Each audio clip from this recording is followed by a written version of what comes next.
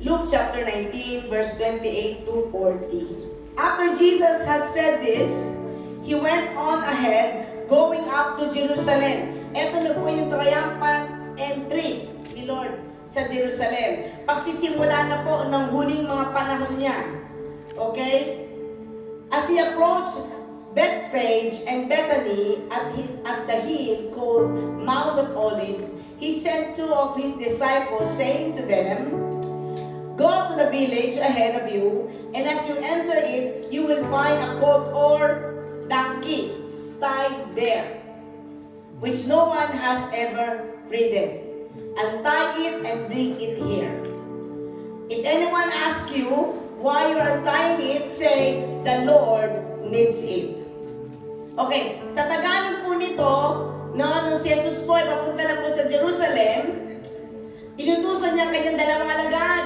At sabi sa kanya, mauna kayo sa akin. At doon na nakikita kayong donkey na nakatali. At wala pang sumasakay sa donkey na ito. Pero siya ang gagamitin ni Jesus Christ sa pagkatasabi ng Zechariah chapter 9 verse 9, the Lord will come as a king but riding on a donkey.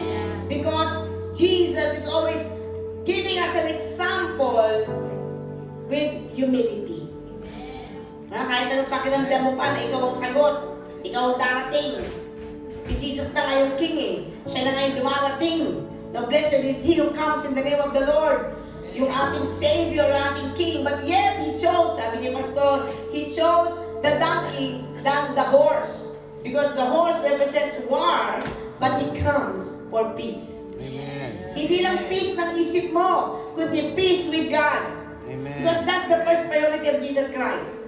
Na tayo po ay magkaroon ng kapayapaan o reconciliation sa Diyos. Sabi mo sa katabi mo, minsan, kapatid, sabi mo kapatid, bakit magkasundo ka na kasi sa Diyos? Kaya ang dami mong battle eh.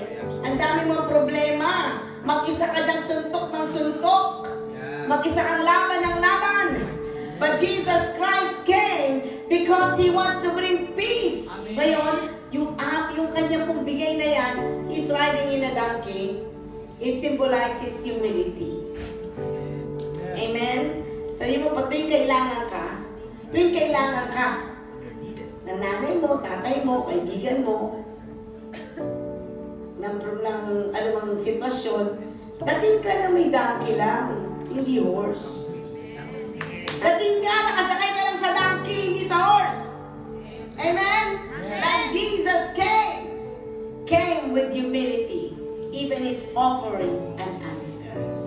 Hallelujah. So sabi daw may makikita kang donkey, o kaya naman, ibahin naman natin, ikaw yung donkey at ako. Sabi daw may makikita kang donkey na nakatali. Sino nito nakagapos? Oh. Wala pa nakakagamit dito. Sabihin, wala pa kong pakinabang. Dahil ito'y nakagapos. Nakagapos sa nakaraan. Nakagapos sa sakit ng karamdaman. Nakagapos sa sama ng loob. Hindi ka mapakinabang kasi lagi nakasimangot. Kahit na panahon ng kasiyahan, Jesus is coming for you. Para palayain ka. Hallelujah! Isipin mo naman, Jesus coming to untie you. Amen, to ride on you. Amen? Hallelujah. Isipin mo naman, ang unang paglilingkuran ng buhay mo si Jesus. Ang unang sasakay sa'yo, hindamin sa inyo, dagan-dagan kayo ng problema. Mapalad ka pag si Jesus ang sumakay sa'yo. Amen? Amen? Kasi kung wala ka magkakwenta-kwenta, imagine, Jesus entered Jerusalem. Wow, people are praising Jesus! Amen. Wow! At isipin mo habang nagagano sila kay Jesus, so sana in the highest, kasakay sa si Jesus. Parang kanina na nakatali ka. Parang kanina lang, di ba, walang umapansin sa'yo, walang nagpapalaya sa'yo. Amen? Hindi ka nang papalayain ni Lord. Wow! Gagawin ka pa niyang glorious. Sino nito, tinanggap na tinanggap, puro panlalait. Oh. donkey niya, walang pakinabang yan. Ayaw yan. Ganyan na lang yan. Pero si Jesus Christ, nung sumama siya kay Jesus Christ, nung pinaparangalan si Jesus Christ, kasama siya. Pagkasama mo si Jesus Christ, sabi mo, magiging ano ka, glorious. Tingnan mo na wala ka sa Panginoon. Ano itsura mo? Hindi ka tiwala eh. Tama? O kaya malungkot, parang ayaw mo na kasama. Tama? Pero iba pag nasa Panginoon. Amen. Umaayos ang buhay. Gumaganda ang ugali. Bumabait. Marami nakatali sa tradition, sa culture. Nakatali ka sa trabaho.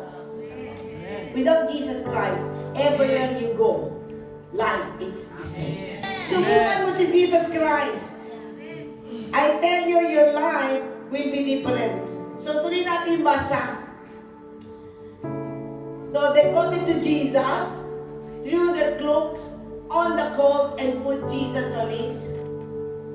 As he went along, people spread their cloaks on the road. When he came near the place where the road goes down to the Mount Olives, the whole crowd of disciples began joyfully to praise God in loud voices for all the miracles they have seen. Okay, alam niyo po yung miracle na nakita ng mga disciples. Bakit ko nakita nila si Jesus dumarating? Sobrang saya nila. The last miracle they see is when Lazarus was risen. Ang tindi naman. Nakita nila kasi pati patay na buhay. Sabi mo sa katabi mo, pati patay na bubuhay kay Jesus. Patay na pangamak. Patay na relasyon. Sabi mo, alam mo, maraming miracle kay Jesus. There are a lot of miracles with Jesus Christ. Even death could not hold Jesus Christ. Kaya nakikita natin yan, no? Every victory is the Lord's. Kasi even death could not hold Him. Grabe, di ba sa ating mga normal na tao, pagdating kamatayan, wala na, tapos na, patay na. Pero kay Jesus, sabi mo, walang katapusan. Hallelujah! Lahat ng kabutihan, milagro, pagpapala, walang katapusan kay Jesus. Kaya nga nasabi, with the loud voices, joyfully praising God. Blessed is the King who comes in the name of the Lord. Amen. Peace in heaven and glory in the highest. Purihin ang kataas-taas ang Diyos. Amen? And then, eto na yung problema. Some of the Pharisees in the crowd said to Jesus, Teacher, rebuke your disciples. Sawayin mo yung mga disipulo mo. Kasi, di ba, parang sinasabi ikaw ang Diyos, ikaw ang hari, ikaw ang tagapagligtas. Amen. Kaya itong mga Pariseo na to, alam yung Bible, pero bulag. Sabi mo, maraming ganyan. Ang daming ganyan. Amen. Nagtuturo, pero sila mismo bulag. Amen. Ay. In that time, Pharisees are people who teach the law. Yung mga parang pare, pastor that time. Pero sila mismo bulag. Amen. Hindi nila nakikita na dinadiretso yung mga 48 yan. Sabi niya, kawawa kayo sa pag dumating na ang bisitasyon ng Diyos sa inyo, pero hindi nyo nakikita. Amen. Ilang beses na ba tayo binisita ng Diyos? Ilang himala na ba ang tinanggap mo? Amen. Pero bulag. Kaya nga sabi nila, yung mga Pariseo, rebuke mo, sawayin mo yung mga disipulo mo, kasi hindi nila makikita si Jesus yung samantalang they're teaching the Old Testament. And Jesus is riding in the donkey fulfilling Zechariah chapter 9 verse 9. Pero hindi pa rin nila makita. Sa lahat ng himala na ginawa ni Jesus Christ, hindi pa rin nila makita. Sinabihan pa nga nila, parang Prince of Darkness yung nandyan. Ang dami mo ng pagpapala sa Diyos. Ang dami mo ng himala. Tanong mo sa katabi mo, may mga himala ka na manatanggap kay Lord.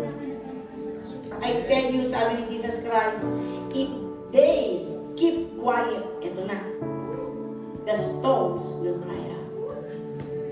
Amen. Pag nanahimik tayo,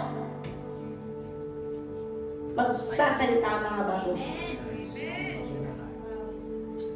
Dahil hindi pwedeng hindi purihin ng Diyos. Mga bundok na yan, lahat ng nilikha na yan, they are doing their best to praise God. Kaya nga tuwa ka pa nakita mo yung snow, grabe namang ganda naman. Sino nakakita ng mga Alps? Alam niyo ba kaya sila nagpapaganda? Sapagkat gusto nilang purihin ang lumikha sa kanila. Ngayon ang dahil mo nakita magagandang bulaklak ngayon, di ba? Yung sakura na lang, di ba? People are coming all over the world just to see this sakura. But they forget the one who made it. But the sakura is displaying the glory of the Lord. She or he is praising God. Amen. Nakakisandali lang ako, 2 linggo lang ako, purihin si Yahweh. Hallelujah! Purihin ang Diyos! Amen. Sa buong taon, dahon na lang yan. Misa wala pang dahon, pero sa 2 weeks na yan, grabe, pagmamalaki niya ang Diyos. They're shouting. Not only the stones, not only the... Lahat na. Kaya pag nanahimik ka, ikaw lang ang nawala. Because I tell you, all creation worship God, their makers. Amen? Kaya, eto wala namang para sa iyo dito. Wala namang. Wala namang nagpapigil sa'yo. Meron ba? No. Meron ba? Eh kung meron kang pumipigil, bayaan mo siya. Huwag kang papigil. Amen. Amen? Kung may nagsasabi mo sa'yo, kung makakanta ka naman, lakas-lakas yung problema nga tayo. Magsasayaw dyan. Makasayaw ka naman, para ka naman walang sakit. Amen. Eh ano? Maraming time na tayo nagkasakit, pinagaling naman tayo ng Diyos. Amen? True. Makapuri ka ng taas masyado para may pera ka. May pera ka lang pera, praise the Lord! Amen. Amen! The disciples, those who believe Jesus, shout joyfully Amen. with a loud voice, praising God. Malaya tayo kay Jesus. Hindi tayo mababayaan ng Panginoon. Amen? Ipagsigawan mo yung kabutihan ng Diyos. Yung iba nahihiya pa eh. Dati kasi ako pinagaling ako sa sakit ng ketong. Nahiya ako eh. Diba? Eh, ano? Dati ako may nakakayang mapatutukayan natin, ano? Nahihiya tayo pag sa kasalanan, ano? Nahihiya ka eh, yun nga importante. Patotoo mo, paano ka binago ng Diyos. Alam mo ba ang kapangyarihan mo? Ang kapangyarihan mo, yung patotoo mo. That's the proof that Jesus exists. That's the proof that Jesus is Lord. Amen. That's the proof that Jesus is the Savior because of the sin that God has forgiven you and set you free. Amen. Amen? Ito, napakadali pa po rin yun. Salamat po dahil kumakain pa kami. Diyos ko naman. Sabi sa iyo, kahit di magtanim mga ibon, kakainin ni Lord. Kaya patotoo mo, powerful yan. Amen. Paano ka binago? Nahihiya ka ba?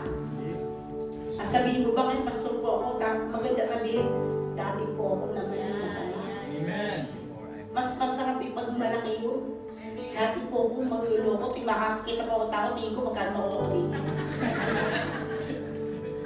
Ngayon po, ang tingin ko na sa tao, may magagawa ang Diyos sa akin. Kasi may nagawa siya sa akin. Amen? I pray you do not let anything, not just anyone, anything. Huwag kang papayag na hindi sino lang, kundi anuman ang pumigil sa iyo para purihin mo ang Diyos. Sa lahat ng magandang himala, pagpapala, paggabay, pagpapagaling na ginawa ng